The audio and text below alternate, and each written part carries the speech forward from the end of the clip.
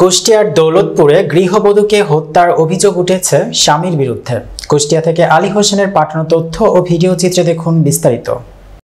কুষ্টিয়া দৌলতপুর উপজেলার পচামাদিয়া মাঠপাড়া গ্রামের আমাদুল ইসলাম এর ছেলে মুস্তাফিজুর রহমান নয়নের বিরুদ্ধে গৃহবধূ সুমাইয়া আক্তার মারিয়াকে হত্যা করে গলায় ফাঁস নিয়ে আত্মহত্যা করেছে বলে চালানোর অভিযোগ তুলেছে গৃহবধূর মা ও আত্মীয়স্বজন। গৃহবধূ সুরাইয়া আক্তার মারিয়ার মা আরিফা খাতুন ও মামা বলেন, গতকাল শুক্রবার রাত অনুমান 10টার পরে লোক মারফত সংবাদ পায় যে আমার মেয়ে সুমাইয়া আক্তার মারিয়া আমার জামাই মোস্তাকিজুর রহমান নয়নের বসতবাড়ির শয়নকক্ষে বাঁশের আড়ার সাথে গলায় ফাঁস নেয়া আত্মহত্যা করিয়াছে।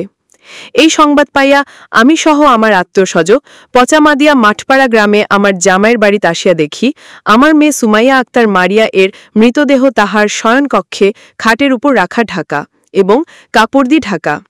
আমাদের ধারণা আমার মেয়েকে হত্যা করে আত্মহত্যার নাটক সাজানো হয়েছে। তার শরীরে আঘাতের চিহ্ন আছে এবং আমার জামাইয়ের পরিবারের সকলে পলাতক। তাই আইনের মাধ্যমে তদন্ত করে সঠিক বিচার দাবি করছি।